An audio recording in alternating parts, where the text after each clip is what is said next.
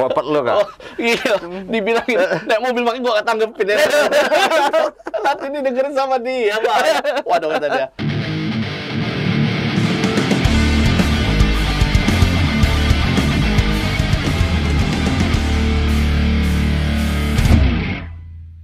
Hai, kita ketemu lagi di konten ngomong yang nyata-nyata. Hari ini saya bersama dengan Garinca. Saya manggilnya Kak Garinca. Beliau ini sosok tokoh muda di Lampung Timur, masih muda dan sudah 2 periode menjadi anggota DPRD Provinsi Lampung. Nggak tanggung-tanggung loh, DPRD Provinsi Lampung.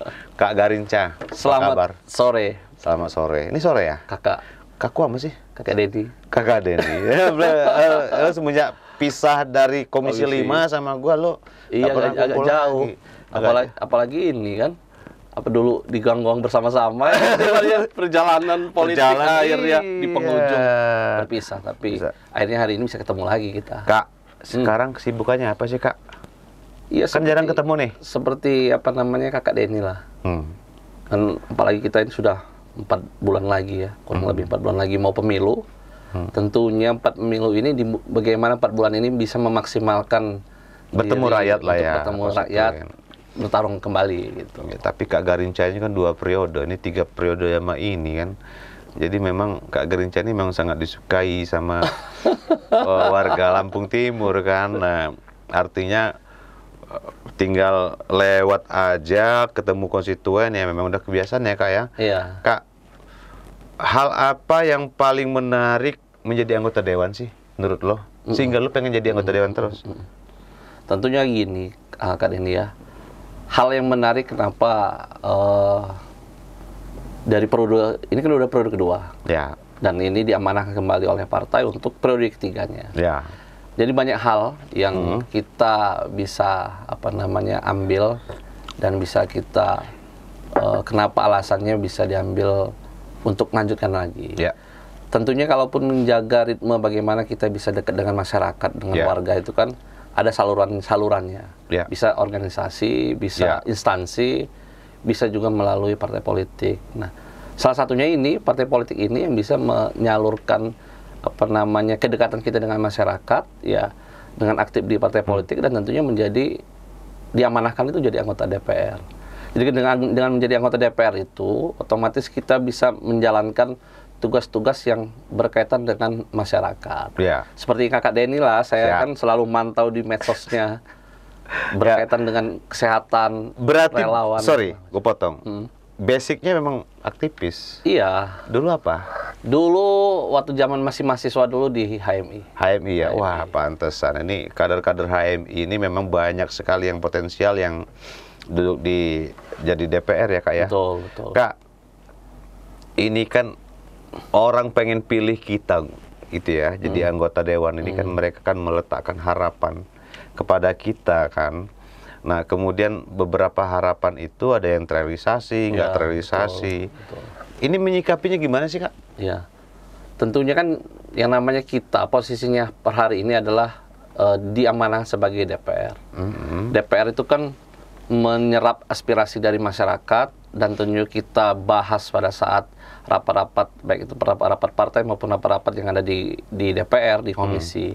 Dan tentunya aspirasi itu kan kita sampaikan, kita lanjutkan lagi ke pemerintah daerah, dalam hal ini kan pihak eksekutif dan gubernur. Ya. Nah, tentunya dalam hal ini kita menyampaikan aspirasi itu kan ada yang memang terakomodir, tapi ada juga yang tidak terakomodir. Tapi kita memahami bahwa apapun yang menjadi aspirasi dari masyarakat itu kita akan maksimal kita perjuangkan untuk bagaimana bisa terakomodir, bisa terlaksana. Ya, tapi tentunya kita menyadari bahwa kita ini lembaga yang lembaga legislatif bahasanya lah ya. Walaupun memang legislatifnya hanya di pusat. Di pusat. Kita kan pemerintahan daerah. Wakil rakyat lah. Iya, wakil rakyat lah ya. Pelayan masyarakat lah pelayan kita masyarakat. nih ya. Nah, kecuali kalau misalnya kita di eksekutif. Kalau eksekutif kan dan cerita apapun kebutuhan masyarakat ataupun keinginan masyarakat bisa langsung terrealisasi gitu. Kalau DPR ini kita menyerap, mendengarkan dan terus memperjuangkannya. Seperti itu. Kak, saya ngeliat beberapa kegiatanmu ya, kegiatan rutinmu kayaknya aktif banget di soal seni budaya, kebudayaan. Bener, bukan hanya Lampung ya. Tapi kakak itu melestarikan banget gitu budaya. Udah ada latihan apa itu? Udah lumping lah, apalah. Kayaknya hobi banget ya. Iya. Ada darah seni juga ya. Karena gini Kak Deddy, ini kan kembali lagi seperti Sambil ngopi ya? Ya, seperti ya pepatah bilang kan, pohon itu kan nggak jatuh, nggak jauh. Buah itu kan nggak jauh dari pohonnya, Dari jatuhnya pohon. kan. Iya. Nah kebetulan apa namanya sosok orang tua kita ya, ayah kita ini kan memang suka dengan seni, baik itu Iya. seni apa namanya yang dari kita langsung seni dari Lampung, adat istiadatnya, terus begitu juga seni budaya Jawa misalnya tayub, wayangan, terus juga apa termasuk apa namanya apa kesenian-kesenian Jawa yang lainnya misalnya karawitan, reog, apa yang macamnya. merawis apa tuh ya. Iya. Saya kadang-kadang jadi gua kadang-kadang ngeliat gini. Kayak nonton wayangan ya, kok papi itu nonton wayang apa ngerti gitu loh. Ya kalau apa barangkali ada orang Jawa mentranslate ke bahasa Lampung gitu kan. Enggak, seperti mungkin karena pergaulan aja. Ini kan. Karena kebetulan kita di Lampung Timur itu kan hampir 70% itu masyarakat Jawa. Dan mereka kan terbiasa dengan kesenian, misalnya kayak wayang. Ya, 70% itu masyarakat Jawa. Masyarakat Jawa. Di sini uniknya nih. Betul. Di sana juga pelestarian adat budaya Lampung itu kental. Betul.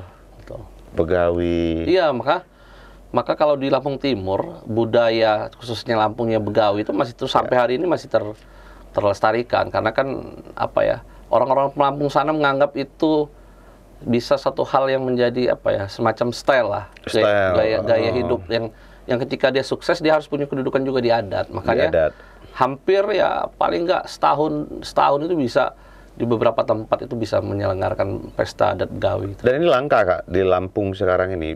Orang berbahasa Lampung di Lampung ini hanya paling sehari hanya 10%. Betul. Mereka malu berbahasa Lampung gitu kan. Nah makanya kita, ya lu juga lah di Komisi 5 dulu kan, kita ngebahas perda kebudayaan ya. Udah nggak lagi lo ya? Nggak masuk. Lu nggak lagi? Nggak ngambil situ, maksudnya nggak ngambil perda itu kan? Masuk perda itu. Tapi memang itu ini Komisi 5 kan waktu itu, yang pelestari tentang budaya. Tentang budaya. Ya. Itu. Nah, Kak, kalau lu melihat bahwa di Lampung Timur itu, ini kan lu dicalonkan oleh partai kan pasti punya alasan sih partai.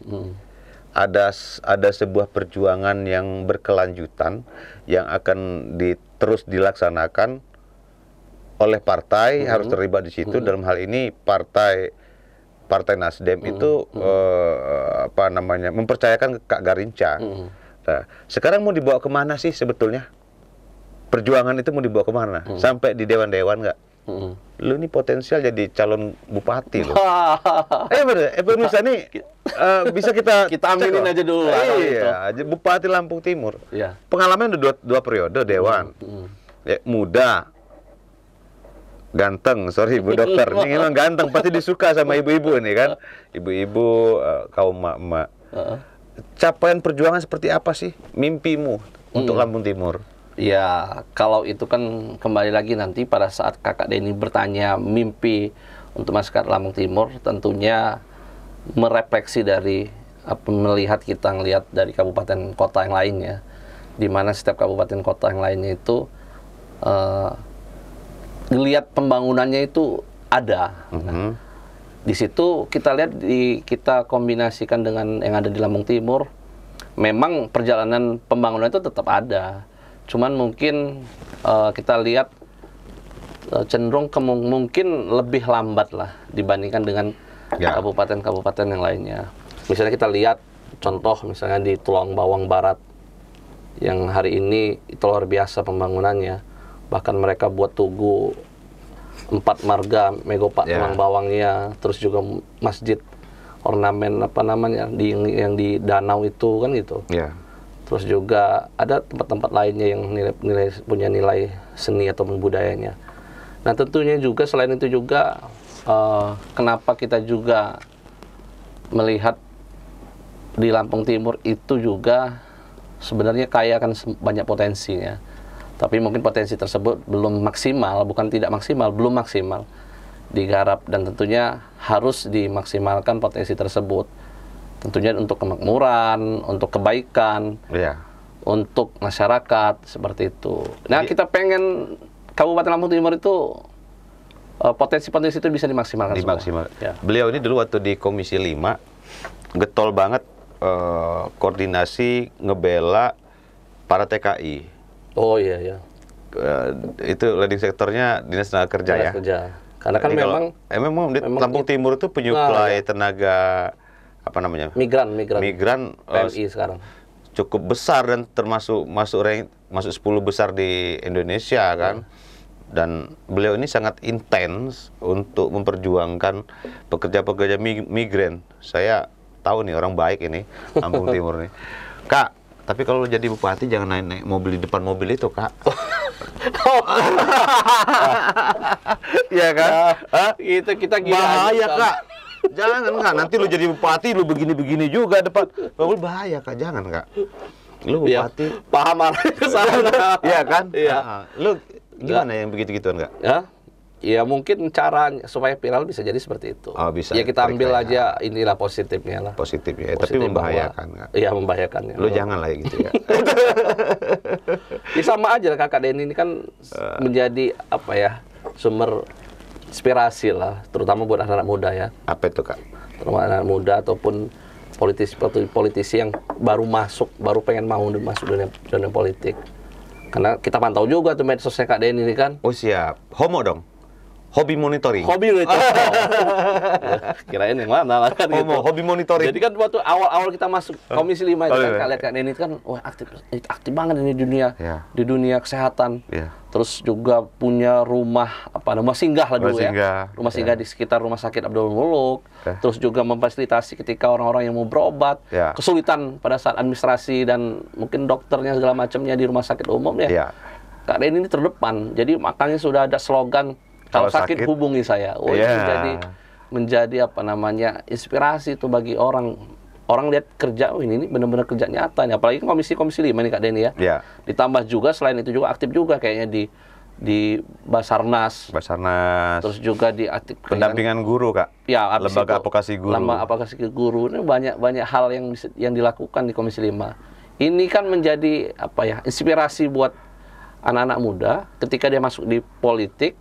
Dia masuk di DPR, jadi anggota DPR, tapi ada hal-hal yang bisa ditiru, apa sih yang harus saya lakukan, dia bisa mencontoh dari Kak Denny. Kenapa ini motivasinya bisa seperti itu gitu? Ya bersama lah Kak. Kan kita ini kan diberikan amanah dari masyarakat. Masyarakat milih kita kan punya harapan. Betul. Harapannya kalau menurutku akhirnya dari segala macam koreksi jalan pasti nih program dari pusat dari mana sampai ke desa itu jalan, makanya ada dana desa. Terus pendidikan itu program undang-undang itu 20% harus keuangan daerah harus untuk sektor pendidikan. Kemudian ada dua hal yang terabaikan, kesehatan dan kebencanaan.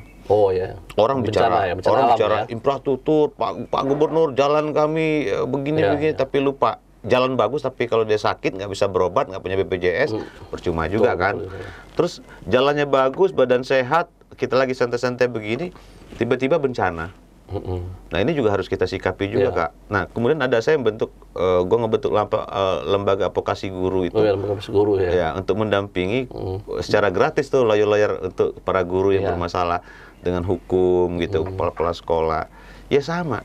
Yang kita ini bisa duduk di sini, bisa capaian seperti ini ya kena guru Kak.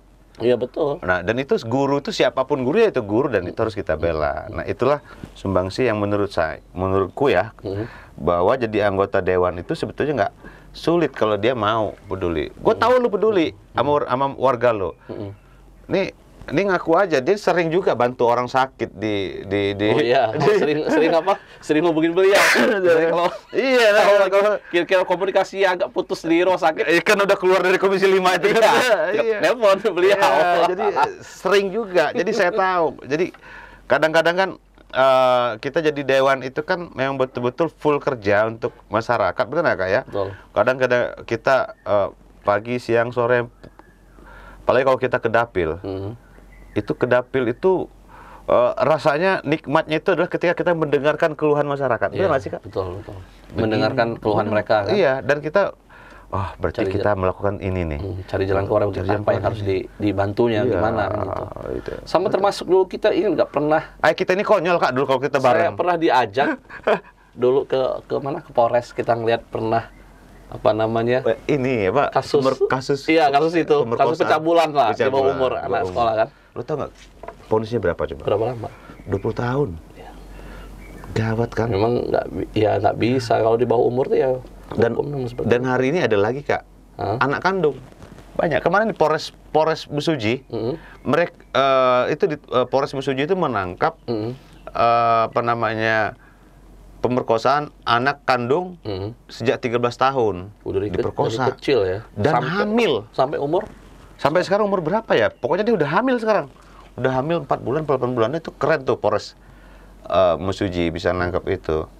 Ini kalau deket kan samperin. Biar kayak lo Pak Kapolres kita ini. Terus ini kan apa namanya, kan periode sekarang nih, periode pertama Kakak Denny. Ini rencana-rencana ke depan ini seandainya diamanahkan kembali, bukan seandainya, kita kan sedang berusaha berjuang untuk bisa terpilih kembali. Diamanahkan kembali di periode kedua ini apa kira-kira langkah-langkah ataupun kiat-kiat yang mau dilakukan ke depannya nanti gitu? Kesehatan lah. Tetap ya. Tetap Kak. Kesehatan ini kan krusial sekali. BPJS ini kan waktu Pak SBY bikin program BPJS itu untuk membuka akses, kemudahan akses warga kita untuk berobat. Betul.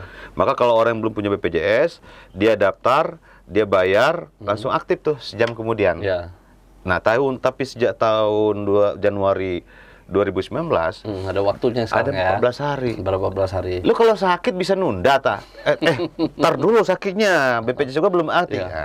Tapi terus yang kedua, BPJS yang dibayar oleh pemerintah KIS, PBI itu kan kadang-kadang kalau lihat D5 tadinya aktif semua, tiba-tiba 3 nggak aktif, tinggal 2 yang aktif. Alasannya kadang nggak pernah dipakai. Bukan urusan negara.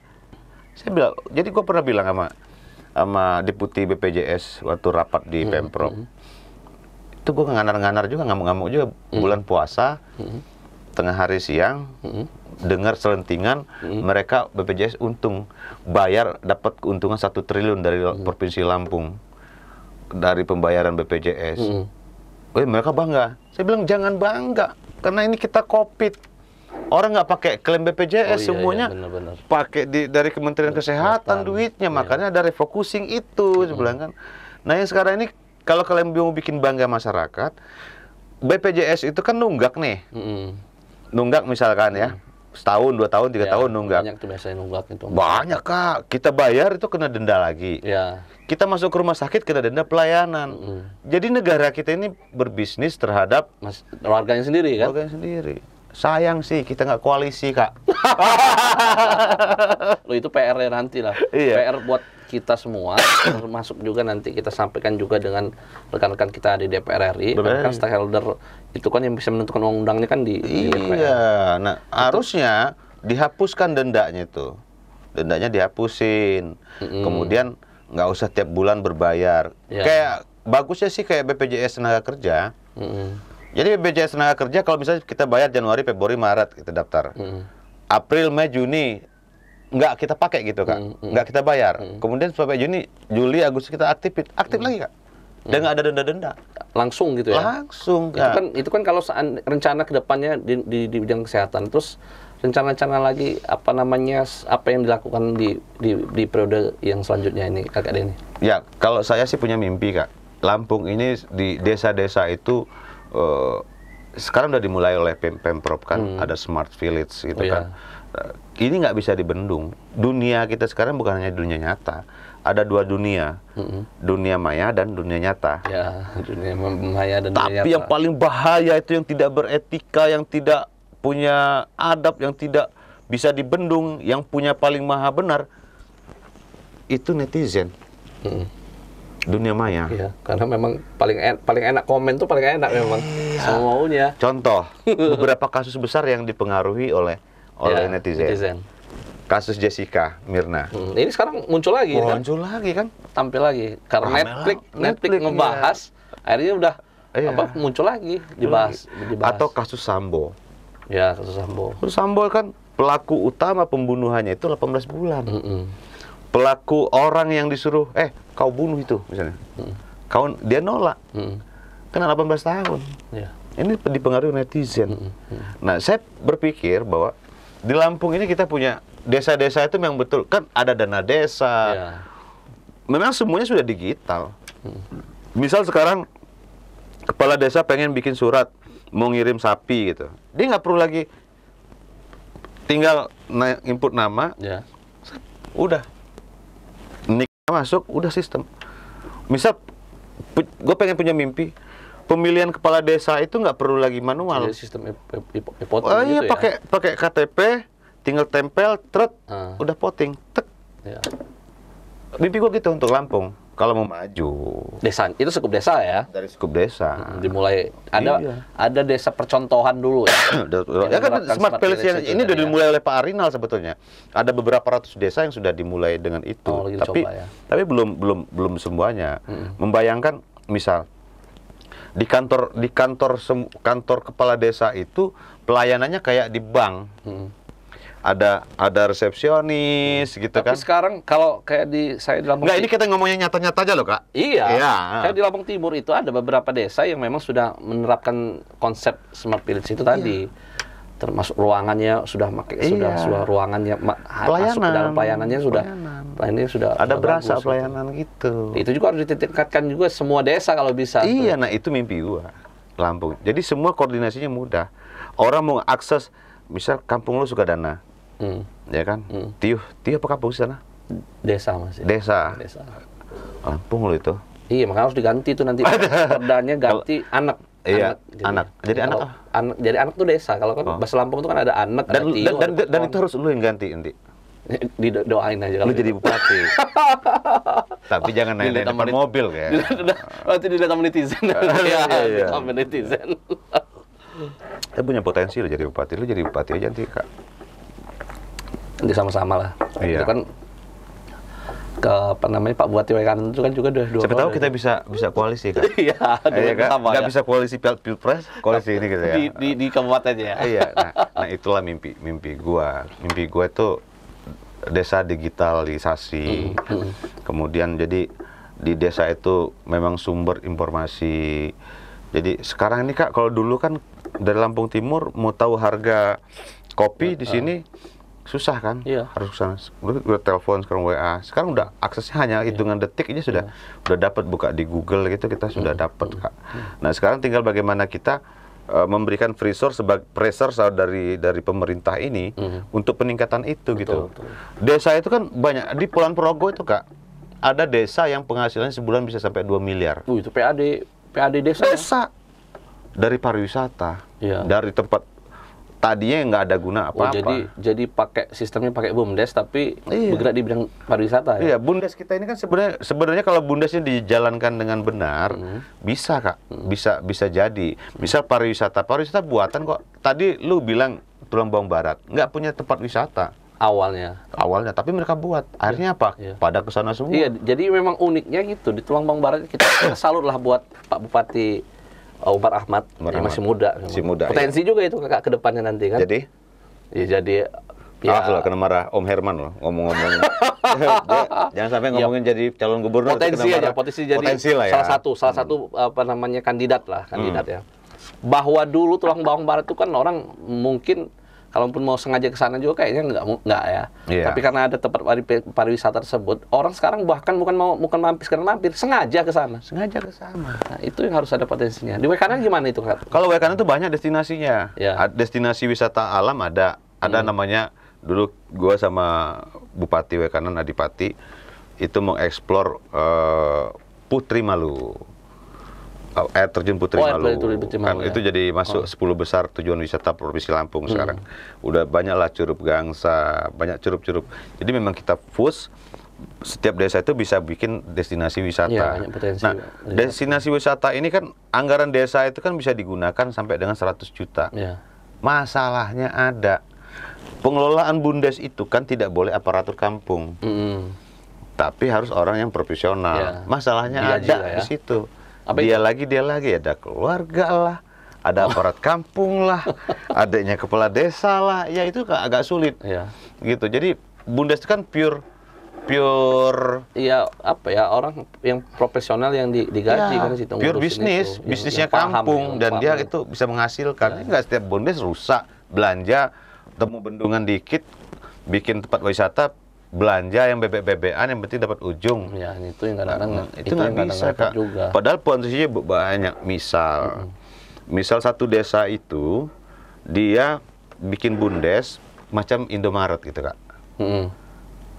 Yang jualannya hanya jualan ikan, daging, ya gitu, beras. Udah tiga macam itu ya.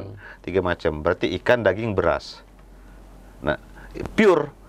Kemudian melalui Smart Village, aplikasi desa itu, dan kita bisa menciptakan lapangan pekerjaan. Ini temen gua ada nih, dia nyalon DPD. Kemarin juga ngobrol-ngobrol nyata di sini kan. Itu keren tuh, itu mimpi kami dulu berdua itu. Jadi nanti anak-anak desa itu bisa semacam kayak Gojek gitu, Kak. Nganter beras, satu kali nganter 5.000 misal upahnya. Jadi juga terobosan seperti itu bagus. Iya, jadi dari rumah itu kita makan ikan apa gitu. Sudah ada buka aplikasi desa itu. Oh, belinya di Bundes ini gitu. Nah, misal ikan emas, ikan apa, ikan air tawar ya berdayakan masyarakat situ. Ya bikin kolam, kita yang terima sini. Itu jalan nggak? Ya, itu bisa jadi kalau di kabupaten ini misalnya dinas komunikasi informasi ya punya apa nama aplikasi. Tapi khusus untuk desa-desa yang ada di kabupaten tersebut. Iya, bisa. Itu bagus juga bisa. Itu digitalisasi yang tapi memang ini Kak Denny, ini kan potensi-potensi seperti di desa itu yang digarap dengan BUMDes itu juga kembali lagi yang harus kita lakukan adalah bagaimana meningkatkan kapasitas kepala desanya juga kan itu. Bagaimana visi dan misinya, apa pandangan pembangunannya visioner ke depan. Nah, ini harus di-upgrade terus ini kepala desa. Jadi kalau jujur ya. Jadi kepala desa itu 9 tahun loh. Ya kan? 9. Nantinya kalau seandainya undang-undangnya berubah. Iya kan? Udah tuh ADD-nya 2 miliar. Naik lah ya. Iya, udah tuh dia bisa 3 periode. 2 periode kalau 2 periode. Berarti kan 18 tahun. 18 tahun. Betul. Anak dari lahir kita 18 tahun. Sampai lulus SMA. Lulus SMA. Udah gitu dewan ini 5 tahun aja. 5 tahun. Apa kita nyalon kepala desa aja, Kak? Bisa jadi. Tapi di Lampung Timur tuh ada. Itu rekan kita juga lah, masih rekan kita. Dia hari ini diamanahkan jadi DPR. Dia mundur, tahun ini ada pemilihan untuk masuk ke pemilihan apa namanya kepala desa. Iya. Mungkin ada rencana-rencana baiknya. Kita berpikir positif aja bahwa ketika dia masuk menjadi menjadi kepala desa itu mungkin hal ada besar yang dia jadi yang belum. Ini akhir bulan ini nanti pemilihannya. Iya, mungkin ada mimpinya besar yang bisa dia lakukan ketika untuk dia jadi kepala desanya. Betul. Pengalaman dia legislasi. Nah, pengalaman dia selama di anggota DPR yang kan? kunjungan ke kabupaten ini, desa ini bisa jadi di aplikasi di desanya. Itu. Ya kita positif thinking aja dengan hal itu. Oh iya. Kak, terakhir Kak, lu punya hobi apa sih, Kak? Selain nyeruit. Lu tau, gue dicuriga, lu tau perindapan nggak sih? Tahu lah India itu kan kobok gitu semua. Gue tuh curiga lah, gue agak resah juga ya kan. Kalau misalnya kan, gue kan hobi juga tuh nyeruit. Lu hobi kan? Sama kita. Kapan gue begini nyeruit? Jangan-jangan kita ini keturunan perindapan juga. Dari India ya? Dari India kan? Kok gini? Lu hobi apa sih? Nggak, kalau secara spesifik hobi sih nggak ada khusus ya. Tapi kalau zaman masih kecil-kecil dulu biasalah hobinya olahraga. Olahraga ya. Tapi yang paling penting itu Kakak, saya ini hobinya bukan hobi ya, hobi ngebaca sih Kak. Baca ya? Hobi baca. Sambil makan? Sambil makan. Iya, pantas makannya ini perut lo. Sama juga hobi juga ada satu lagi. Hobi mantau medsos. Homo. Hobi monitoring. Tapi itu ya Kak Denny ya, artinya ya kita berharap acara-acara seperti ini nih harus ditingkatkan lagi. Ya. Kalau perlu bisa teman-teman. Sebenarnya gue bikin acara ini Kak, kita bisa ngomongin nyata-nyata. Orang pengen tahu sebetulnya kan, misal Kak Garinca itu apa sih, Denny itu seperti apa sih. Betul. Nah, kita sajikan dalam visualisasi gitu. Kalau perlu seri, jadi ada teman-teman yang muda-muda DPR yang lain bisa diundang juga sih. Lesti ya. Lesti Giri. Lesti Giri bisa dia lain bisa diundang. Perdi gitu. Nah, Perdi. Itu keren kan, punya acara sendiri. Oke. Denny Ribowo berbicara. Yang nyata-nyata aja. Iya, Kak, thank you ya udah Oke, hadir di makasih sini. kalau gitu. Baik, terima kasih pemirsa. Ini kalau diteruskan nih bisa sampai nggak tahu sampai lupa waktu kayak tapi kita cukup sampai di sini dulu ngomong yang nyata-nyata. Inilah Kak Garinca yang anak muda yang punya potensi luar biasa menurut saya. Pengalaman politiknya, karir politiknya moncer. Semoga beliau nanti jadi Bupati Lampung Timur. Terima kasih. Bye. Sukses ya, Kak.